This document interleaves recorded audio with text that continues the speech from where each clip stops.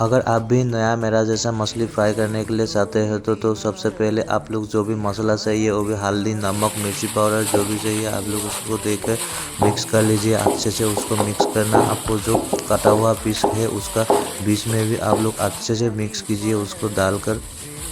उसके बाद आप लोग सरसों का ऑयल लीजिए। सरसों का ऑयल लेके आपका जो कढ़ाई होगा वो कढ़ाई पर आप लोग उसको कढ़ाई को गर्म होने दीजिए। उसके बाद ऑयल को भी अच्छे से गर्म होने देना। उसके बाद गर्म होने के बाद एक एक पीस करके आप लोग उसमें डालने के बाद आप लोग उसको अच्छे से उनको एक का आपका जो भी चीज़ है उससे थोड़ा सा ऐसा हल्का सा आप लोग साइड कर देना, क्योंकि वो दूसरा पीस से लग जाएगा आप लोग। और एक बात है इसमें आप लोगों का जो ऑयल और कढ़ाई गर्म होगा ना अच्छे से, तब कभी भी आप लोगों का वो मछली एक दूसरे से नहीं चिपकेगा।